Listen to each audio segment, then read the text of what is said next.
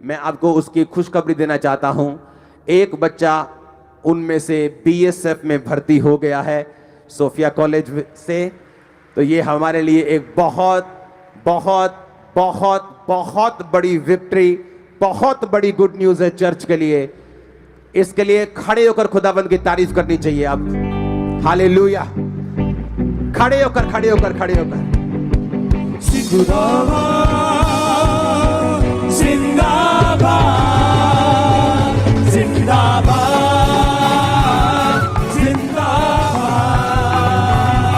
जिंदाबाद जिंदाबाद जिंदाबाद जिंदाबाद। ऊंची आवाज में हालेलुया। आप जानते हैं करोड़ों रुपए का मेरा खर्चा हुआ है जस्ट एक बच्चा ऑफिसर बनाने के लिए, करोड़ों रुपया।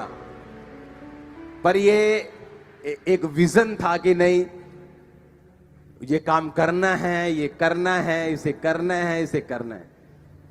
अब वो बेस बन चुका है, टीचर्स अपना काम कर रहे हैं, हर बंदा अपना काम कर रहा है, सारा स्टाफ अपना काम कर रहा है, और एक बच्चा जो इसी चर्च का मेंबर था, बिल्कुल नॉर्मल घर से, एक गरीब घर से बोल सकते हैं, नॉर्मल शायद मीडियम क्लास फैमिलीज में भी मिला नहीं हूं।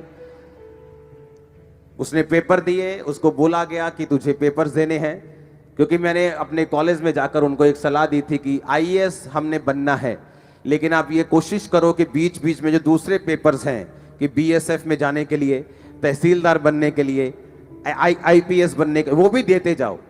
क्योंकि जैसे ही आपको मालूम होगा कि मैं तहसीलदार बन गया हूं, फिर आप आईएएस भी बन सकते हैं, उसके बाद तैयारी कर सकते हैं। तो उस तरह से बच्चों को तैयार किया गया। एक बच्चा, उसकी सरकार ने उसकी ऑफर लेटर निकाल दी है, बीएसएफ में, बॉर्डर सिक्योरिटी फोर्स में भर्ती हो गया। उसको जल्दी आपके सामने वो आएगी बच्ची जो है, और वो आपको अपनी टेस्टिमनी देगी। उस कॉलेज के बारे में भी हम बात करेंगे, लेकिन अब वो विजन जो परमेश्वर ने दिया था, वो उसकी स्टार्टिंग हो चुकी है। ओके, तो अब मैं भी, जब मुझे उन्होंने रिजल्ट दिया, मैंने कॉलेज को बोला था कि आप मुझे रिजल्ट दो, आप मुझे दिखाओ कि आप क्या कर सकते हो। तो उन्होंने रिजल्ट दे दिया। अब उस कॉलेज में मैं ज्यादा टाइम दूंगा, ज्यादा उसमें इन्वेस्ट होगा, क्योंकि मुझे मालूम है कि अगर एक बच्चा हमारा, एक बैप्टाइज्ड बच्चा, आत्मा से भरा हुआ बच्चा जब भारत की रक्षा करेगा, सिक्योरिटी में जाएगा, तो वो कैसे काम करेगा आपको मालूम है। हालेलुया। तो जितने भी पंजाब का यूथ है, आपको उस कॉलेज में जाने के कोई पैसा नहीं देना, वो फ्री ऑफ कॉस्ट है, उसकी पढ़ाई का कोई पैसा नहीं। जस्ट आपको जाना है, जस्ट जाकर पढ़ना है, जस्ट जाकर जो पढ़ाई आपको कराई जाती है उसको फॉलो करना है। आमीन। हर टाइम बाहर जाने की चिंता मत करो, आपको यहां भी कुछ करना है। हालेलुया।